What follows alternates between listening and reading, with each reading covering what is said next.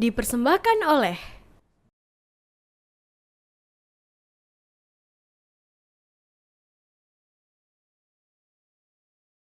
Bismillahirrahmanirrahim. Assalamualaikum warahmatullahi wabarakatuh. Waalaikumsalam warahmatullahi Alhamdulillah, segala puji bagi Allah. Senantiasa kita ucapkan tentunya bersyukur atas semoga Allah senantiasa memberikan kita kesehatan, keberkahan dan rahmatnya insya Allah. Dan senang sekali saya Samwasya kembali hadir menyapa Anda dalam Resep Ilahi bersama Dr. Sukeman Rusli yang telah hadir bersama kita pada kesempatan kali ini. Dan pemirsa, dalam Resep Ilahi kali ini kita akan berbicara tentang gizi. Asupan gizi halalan thayyiban saat berpuasa. Ini menarik nih, Dok. Bagaimana menjaga asupan gizi dan juga kita mengulas tentang gizi itu sendiri, Dok ya. Gizi halalan thayyiban itu seperti apa? Dan mengawali perbincangan kita nih, Dok, gizi untuk tubuh ini seperti apa nih, Dok? Iya. Iksan, terima kasih. Pemirsa TVmu yang kami hormati, kita akan membahas perihal gizi. Gizi adalah saripati makanan yang mutlak dibutuhkan tubuh. Tanpa zat gizi, nah ini mengancam kedatangan berbagai penyakit. Allah sudah menyediakan ya bahan-bahan makanan yang mengandung zat gizi itu. Nah, zat gizi itu apa? Itu ada 6 menurut ilmuwan. Ya, yang pertama tadi air. Itu zat gizi yang paling penting. Air ya. Coba Anda dapat air sedikit aja udah susah kita. Yang kedua, karbohidrat. Nah, karbohidrat itu adalah zat gizi yang berasal dari padi-padian ya, seperti beras, gandum, jagung ya. Yang kedua dari umbi-umbian, kentang, singkong, kayak gitu ya. Nah, ubi gitu. Nah, itu karbohidrat ya. Tapi karbohidrat itu juga terdapat pada daging, pada ikan juga ada, pada sayuran, pada buah-buahan itu ada karbohidrat. Yang ketiga adalah protein. Nah, protein adalah yang sangat penting di situ zat gizinya namanya asam amino. Ini untuk pertumbuhan dan juga untuk mengganti sel tubuh yang sudah rusak. Ini protein sangat penting. Yang keempat ya, keempat lemak. Lemak ini jangan dianggap remeh, itu penting untuk tubuh. Itu sumber energi juga sumber untuk pertahanan tubuh. Dan selanjutnya vitamin. Ya, ada vitamin B dan C, vitamin A, D, E dan K. Itu mutlak dibutuhkan tubuh. Iya. Selanjutnya mineral.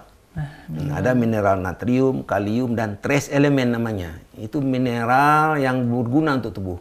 Seperti zinc, ferrum untuk penambah darah kata orang. Nah, itu zat-zat gizi. Nah, bagaimana keseimbangan kebutuhan zat gizi tadi? Itu karbohidrat itu kira-kira 60 sampai 70%. Protein 10 sampai 15%, lemak 15 sampai 25%. Itu komposisi idealnya. Komposisi idealnya. Jadi tidak salah orang banyak makan karbohidrat. Karbohidrat yang utama itu kan nasi. Ya, nasi, roti-roti, kan itu karbohidrat. Nah, itu mutlak untuk tubuh. Nah, manusia untuk memenuhi kebutuhan gizi itu ada perjuangan hidup juga sebenarnya. Iya, ada perjuangan hidupnya. Tapi itu nanti kita sebut dulu ini bagaimana manusia membutuhkan zat gizi itu. Ada 3 kebutuhan. Satu, kebutuhan selera. Ini kayaknya pernah kita sebut, ya. Itu nilainya adalah kenikmatan. Ya, kesesuaian dengan selera. Tidak sesuai selera orang tidak mau makan. Tidak nikmat hidupnya. Kebutuhan perut. Ini indikasinya kekenyangan, kepuasan, ya, mencegah lapar dan haus. Kebutuhan perut. Yang ketiga, kebutuhan zat gizi. Ini yang penting. Kalau kebutuhan zat gizi ini udah ilmiah. Dikaji itu. Dikaji beberapa kebutuhan zat gizi untuk orang itu. Nah, jadi yang tadi karbohidrat menghasilkan glukosa, fruktosa, galaktosa, protein menghasilkan asam amino, lemak menghasilkan gliserol, kolesterol, ya, asam lemak itu diperlukan oleh tubuh manusia. Nah, syarat kebutuhan zat gizi itu tubuh manusia itu ada syaratnya, Isan. Ada syaratnya. Iya, jadi orang itu terjamin pencernaannya bagus.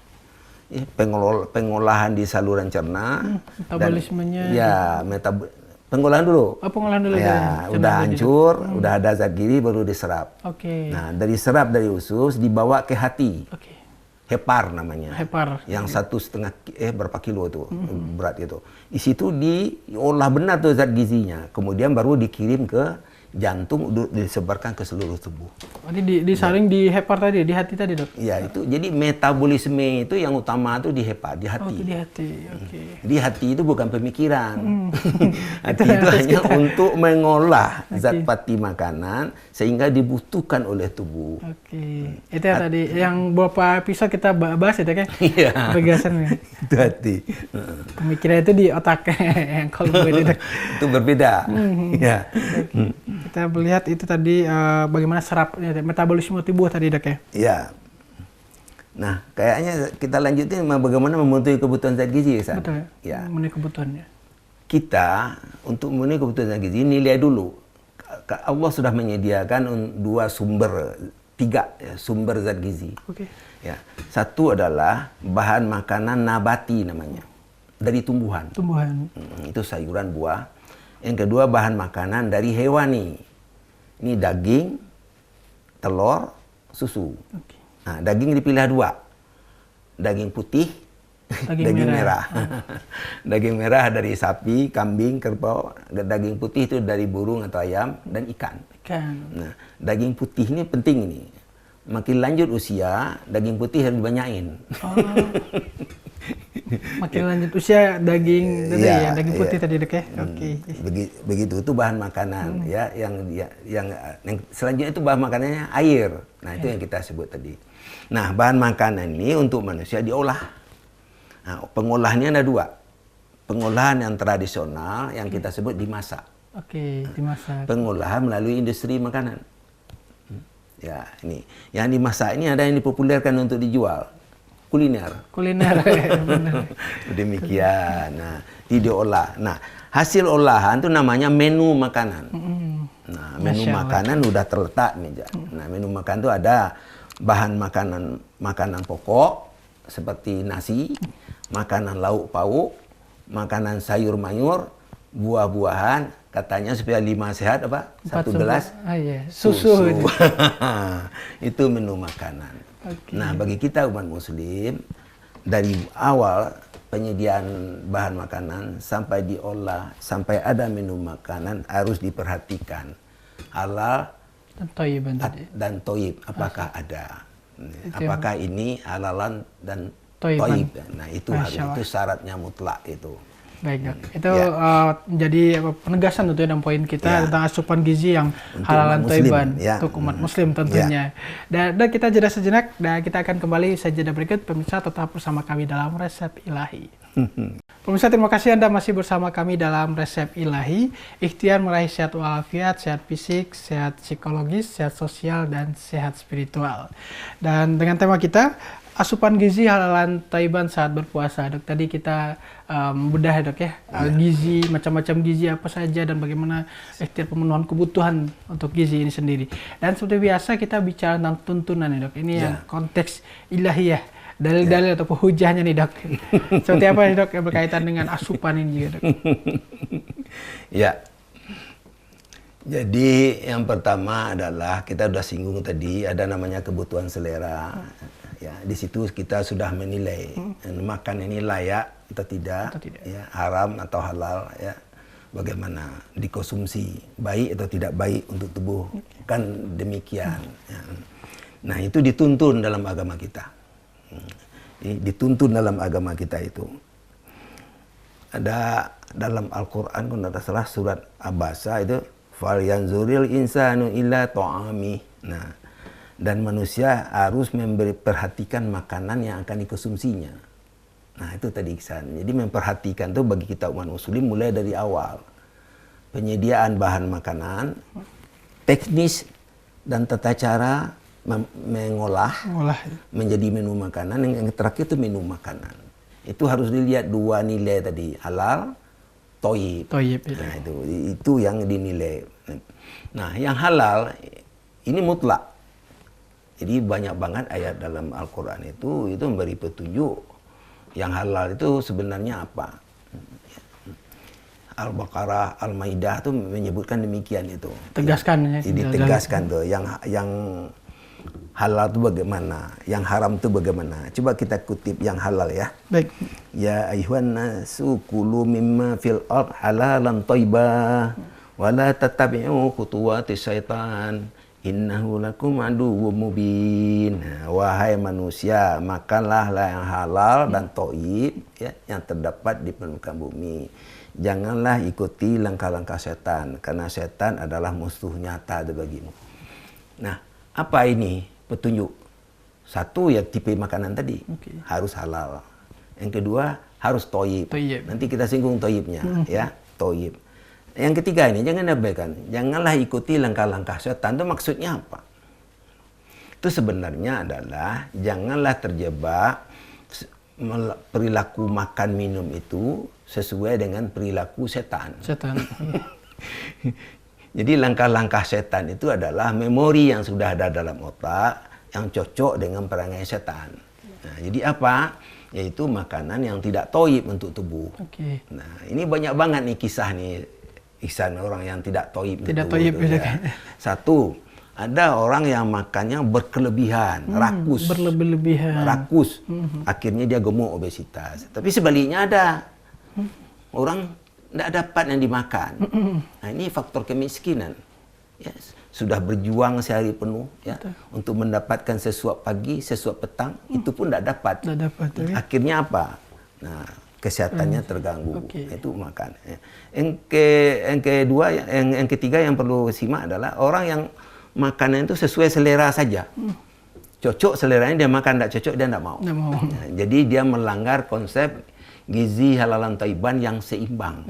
Gizi seimbang. Yang tadi Ihsan, yang karbohidrat 60-70%, protein 10-15%, lemak 15-25%, dia tidak ikuti itu. Sesuai selera saja. Yang ketiga yang ada lagi budaya sekarang yang banyak, udah 60% kata WHO. Apa itu? Sedentari. Orang yang malas, maunya makan doang. Nah, apalagi didukung oleh sistem pekerjaan sekarang di kantor. Tidak mau olahraga, tidak mau berpakaian, tapi makan seenaknya, sebanyaknya. Sedentari, ini budaya hidup. Nah, itu apa? Juga tidak bagus untuk tubuhnya. Akhirnya dia kelebihan lemak, kelebihan kolesterol. Dan itu yang kasusnya 60% itu tadi. Yang mana? Yang tadi WHO tadi itu apa, Dok? 60% ya tadi yang sedentari. Iya, sedentari 60%. Karena orang banyak zaman sekarang di industri, perusahaan kerjanya di kantor. Di komputer, di laptop. Jadi dia tidak sempat. Nah, akhirnya dia budaya hidupnya sedentari. Nah, itu tidak boleh itu. Nah, itulah sifat-sifat buruk yang terjadi ya, yang diberi petunjuk oleh tuntunan agama kita. Nah, sekarang sedikit yang thayyib. Nah, thayyib ini diabaikan orang ini. Thayyib itu yang sangat penting sebenarnya. Tapi yang kita bicarakan tadi itu udah ada nilai-nilai thayyib misalnya. Nah, penekanan kita seperti kita sebut tadi, makan yang thayyib itu ada yang ringan tapi tidak thayyib itu ada. Ada lagi. Ada. Contohnya terlalu pedas. Tapi lambungnya sudah tidak begitu menerima. Kedua, bahan makanan yang bersifat iritatif. Tajam. Tajam. Ya, seperti asam. Ya, terlalu asam. Kopi, kafein. Nah, itu terlalu tajam. Jadi pencernaannya, lambung terutama itu bisa terganggu. Itu tidak thayyib juga. Itu ada juga seperti jengkol. Itu membuat kristal di saluran kencing. Oh iya, Dok. Nah, tidak bagus. Nah, tinggi lemak, ini yang seperti banyak jeroan, banyak lemak, terutama daging merah ya. Nah, lemak itu akan meningkatkan status lemaknya tinggi dalam darah. Nah, itu disebut dislipidemia penyakitnya. Jadi orang itu ketinggian lemak, asam lemak, dan ketinggian kolesterol. Akibatnya apa? Itu bukan main. Kalau usia juga udah 50 tahun ke atas, itu banyak ini ya, lemak tinggi dalam darah, akibatnya apa? Semuanya terganggu. Hati itu, yang hepat itu bisa perlemakkan hati. Ya, fatty liver namanya. Di pembuluh darah dan jantung itu terjadi pengerasan, penebalan, kekakuan pembuluh darah. Akibat jeleknya adalah stroke dan jantung koroner. Nah, itu akibat-akibat buruk dari melanggar gizi halalan thayyiban. Ada lagi gizi yang dicampur dengan yang mengundang kecanduan. Nah, itu yang sering-sering kita sebut ya, kecanduan. Canduan. Rokok itu sebenarnya masuk gizi juga. Tapi itu cara gizi yang salah. Yang diberi makan tuh bukan melalui mulut, tapi melalui hidung, melalui paru-paru. Ya, makan harusnya ke lambung, usus. Itu makan. Minum juga ke lambung, ke usus. Nanti diserap. Kalau rokok tidak. Paru-paru. Tapi ke paru-paru, salah jalan. Salah jalan tentu akibatnya pasti tidak baik. Demikian di sana ya. Dapat Bu. Kita melihat tentu kita bicara soal penyakit juga tadi yang soal asupan gizinya. Kalau asupan gizinya bagus, artinya ini juga menunjang kesehatannya. Dan bagaimana kalau asupan gizinya kurang baik seperti tadi itu? Itu kita bilang dari tadi. Jadi pola hidup itu benar-benar diatur sebenarnya. Gizi halalan thayyiban itu ada istilahnya 3J san. 3J. Ya, J1 jumlah. Itu harus sesuai dengan kebutuhan. J kedua jenis. Nah, jenis ini yang beragam. Jadi jangan satu sesuai selera saja. J ketiga jadwal. Jadwal konsumsi. Bagi umat muslim kita sarankan sekarang ya, jadwal konsumsi makanan kalau tidak berpuasa ikuti jadwal sholat. Bagi orang daerah Khatulistiwa termasuk negara kita. Ya, usai sholat subuh usahakan makan. Sarapan. Usai sholat zuhur makan siang. Usai sholat maghrib makan malam. Antaranya habis sholat asar dan isya makanan tambahan. Kalau kerja fisik berat, habis sholat duha, makanan tambahan. Ikutilah jadwal sholat itu sekadar mempedomani. Masya Allah. Waktu sholat sudah masuk, azan sudah memanggil. Kita sholat dulu, baru makan. Kalau tidak sholat, tidak usah makan. Ini ada pengingat ya, sembari ibadah. Nah, itu Ihsan. Bicara tentang asupan tubuh kita. Itu keuntungan umat muslim. Masya Allah. Ya, kalau bisa umat muslimnya ramai-ramai. Yang non muslim masuk aja ke muslim ya, kan lebih bagus. Ya. Amin, insya Allah. Oke, itu kita bicara konteks keislaman sudah begitu kompleks dalam Islam ini tuntunan-tuntunannya dok ya. Kita akan ulas kembali dok, saya jeda berikut dan pemirsa kita akan kembali saya jeda berikut tetap bersama kami dalam Resep Ilahi. Alhamdulillah pemirsa, Anda masih bersama kami dalam Resep Ilahi dengan tema kita pada kali ini, yakni asupan gizi halalan thayyiban saat berpuasa. Dok, tadi lengkap ya dok ya, komplit tentunya bagaimana Islam memberikan tuntunan terkait dengan bagaimana makan itu yang gizinya seimbang dan juga catatan-catatan berkaitan bagaimana kita bisa memperoleh gizi itu sendiri. Nah, dok, bicara tentang penyakit yang disebabkan oleh kurangnya asupan gizi dan ikhtiar-ikhtiar pencegahannya dok. Karena memang kan tadi seperti yang dok sampaikan ada terlebih kita berpuasa nih dok. Tentu ada banyak catatan untuk hal ini dok. Ya, Ihsan, terima kasih. Sebenarnya tadi kita udah singgung dikit ya. Jadi asupan gizi itu sebenarnya ahli gizi sekarang tuh udah sepakat namanya asupan seimbang. Gizi. Bagi umat muslim, asupan seimbang gizi halalan thayyiban. Nah, ini sebenarnya agama kita lebih tinggi tuntunannya. Ya. Seimbang itu artinya apa? Itu yang tadi Ihsan, 3J. 3J tadi. Ya, jumlah, jenis, jadwal. Jangan abaikan itu demikian. Soalnya sekarang ada kebiasaan orang itu merubah pola makan. Karena dia menganut program diet katanya. Iya, diet. Nah, diet ada macam-macam nama diet itu yang dia lakukan. Tidak pernah makan daging. Ada lagi yang tidak pernah makan nasi. Nah, itu diet. Tapi itu sebenarnya melanggar, tidak seimbang. Tidak seimbang. Ya. Dia akan rugi sendiri sebenarnya. Jadi ikutilah program diet yang seimbang itu. Apalagi badan kita sehat walafiat, tidak ada penyakit. Nah, kalau orang ada penyakit, asupan gizinya berbeda namanya. Program diet. Ya, jadi ada penyakit-penyakit. Penyakit diabetes itu ada diet jantung, diet diabetes. Penyakit jantung ada diet jantung. Darah tinggi ada diet darah tinggi, itu diet rendah garam ya. Sakit hati hepar, ada lagi diet hati. Tapi coba Ihsan kita kaji orang normal dulu kalau seandainya dia berpuasa ya. Nah, benar, boleh ya? Betul. Nah, penting misalnya berpuasa. Jadi sebenarnya kalau kita berpuasa, asupan diet gizi tadi itu sama yang tidak puasa. Bedanya waktu. Ya, kalau tidak puasa kita makan kita yang diatur kan tadi, habis subuh, habis zuhur, habis maghrib. Habis maghrib, oke. Tapi kalau udah berpuasa terpaksa matahari terbenam, berbuka dulu, ya, sholat, kemudian baru makan. Baru makan. Nah, habis tarawih makanan tambahan, sahur makan kenyang. Kalau bisa ini kita singgung sedikit ya, mungkin ada juga pemirsa yang tidak setuju dia, tapi kita sebut saja ya. Ya. Bagaimana sebaiknya pola makan di saat kita berpuasa bagi orang yang tidak sakit. Yang pertama yang kita lihat adalah kebutuhan dulu. Kebutuhan itu sebenarnya dihitung dengan kalori. Ya, jadi itu ahli gizi yang tahu, tapi bangsa kita sebenarnya udah tahu itu. Ya, satu piring ada tambah ya. Kalau di Minang tambah itu tambuah kan? Tambuah. Tambuah cie, itu tambah satu. Tambah satu. Nah, itu ya, jadi satu ada piring porsinya kecil. dek ya? Ya, itu tambah. Itu lauk pauknya sesuai dengan kebutuhan. Sayuran sesuai dengan kebutuhan. Nah, itu kalau kita normal biasa. Itu jadwalnya tadi kita udah atur ya. Subuh, zuhur, maghrib.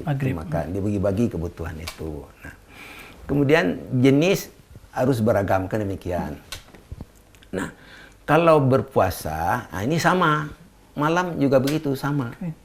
Sama, nggak ada bedanya. Nggak ada beda ya, ya, jadi yang bagus tentunya adalah saat berbuka, waktu berbuka masuk, batalkan puasanya dulu. Jadi hadis Rasulullah Allah menyebut, berbukalah kamu dengan kurma. Gitu ya.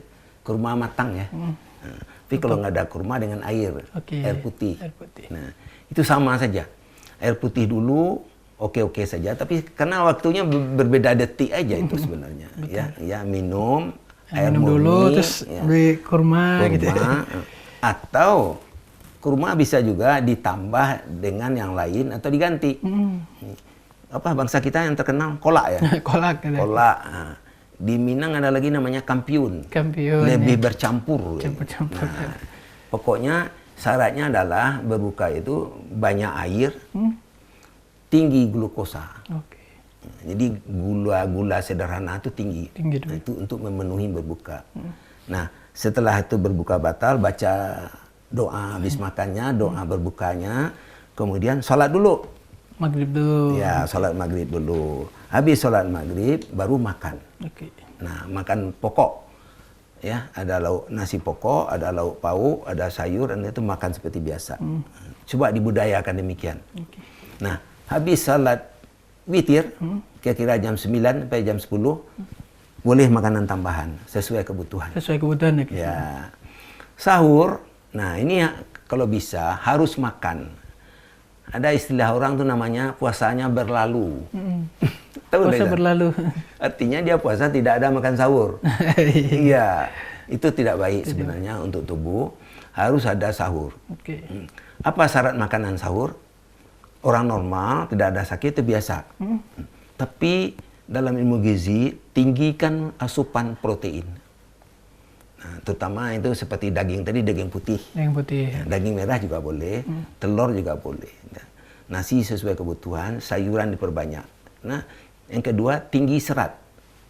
Itu gunanya, ya tinggi protein, tinggi serat, itu agak lama disimpan di usus. Bertahan gitu. Ya, jadi rangsangan lapar lambat datangnya.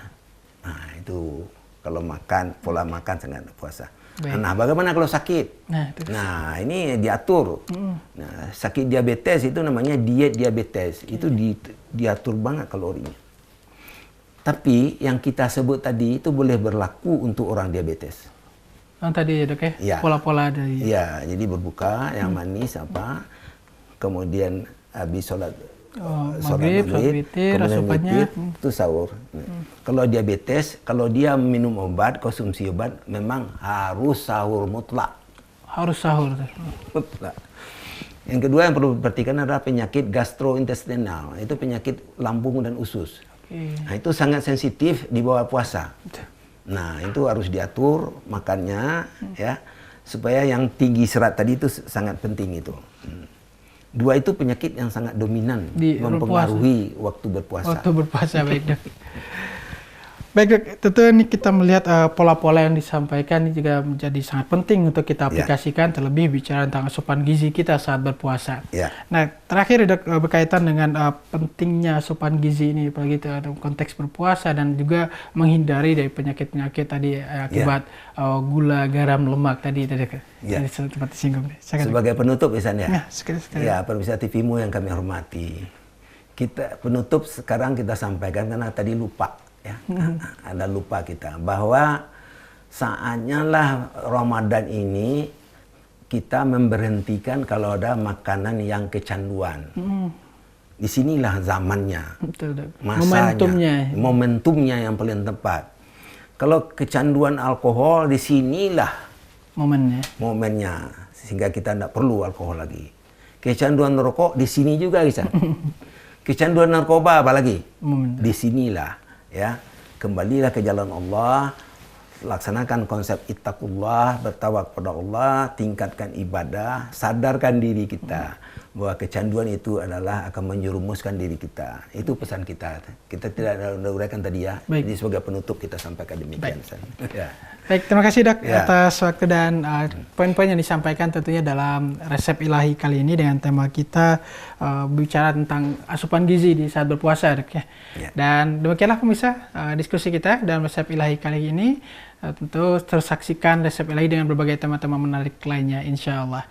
Akhir kata saya Samarsyah dan segenap kru yang bertugas bersama Dr. Sukamana Rusli undur diri. Bila fisabilillah fastabiqul khairat nasrun minallahi wa tanqarib. Wassalamualaikum warahmatullahi wabarakatuh. Waalaikumsalam warahmatullahi wabarakatuh. Kasih Dok ya.